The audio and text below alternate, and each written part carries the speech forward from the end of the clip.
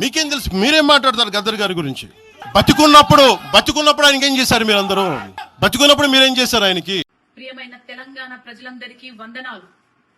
గౌరవనీయులైన పవన్ అన్న గారు, మీరు ఒక నటుడుగా, గద్దరన్న అభిమానిగా తెలంగాణ ప్రజలు ఎప్పుడు మిమ్మల్ని గౌరవిస్తానే ఉంటారు. కానీ తెలంగాణ ఆవిర్భావ దినోత్సవం రోజు మీరు మాట్లాడిన మాటలు ఒక తెలంగాణ ఆడబిడ్డగా నేను ఖచ్చితంగా ఖండిస్తున్నాను.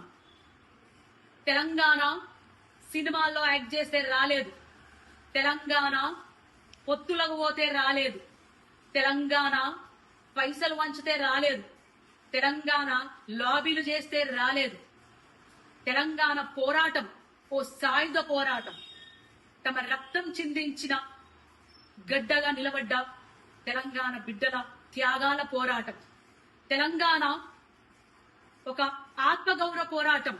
ఎవరిని ఒక బాధ పెట్టకుండా, ఎవరిని హింసించకుండా తమను తాము ఆహుతి చేసుకున్న శ్రీకాంత్ చారియే సాక్ష్యం.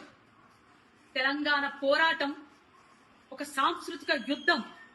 పాటలతోని, మాటలతోని ప్రజల్లోకెళ్ళి, గడప గడపకెళ్ళి ప్రజల్ని చైతన్యవంతం చేసిన పోరాట గాథలున్న చరిత్ర ఈ తెలంగాణ గడ్డ. మా భూములు మావి, మా నీళ్లు మావి, మా పాలన మాది అనే ఒక నినాదంతో పల్లె పల్లె, గడప గడప త్యాగాలు చేసి సాధించుకున్న పోరాట గడ్డ. తొలి దశ తెలంగాణ పోరాటంలో 2000 పైన అమరులయ్యారు. అది ఆన్ రికార్డ్. కానీ ఎంతో మంది అడవిలో అన్నలు తెలంగాణ కోసం సపోర్ట్ చేస్తూ వాళ్ళని ఎన్కౌంటర్ చేయించబడ్డారు. అట్లాగే మలిదశ తెలంగాణ ఉద్యమంలో ఎంతో మంది విద్యార్థులు, 1200 మంది విద్యార్థులు అమరులయ్యారు. ఎంతో మంది ఆడబిడ్డలు, తల్లులు తమ కొడుకులని, తమ బిడ్డలని నడవండ్రా బిడ్డ, మన తెలంగాణ మనది, మీరు ముందుకెళ్ళండి, పోరాటంలో భాగంగా అండి, మేం కుటుంబాలను చూసుకుంటాం అని వీరగాథలు నడిచిన తెలంగాణ మనది. ఎస్, మీరన్నట్టే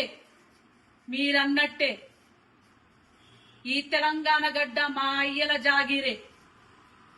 మీరన్నట్టే నిన్న తెలంగాణ గడ్డ మా అయ్యల జాగీరు, ఈ రోజు మా జాగీరు, రేపు మా భావితరాల బిడ్డలు తెలంగాణ వారసులు.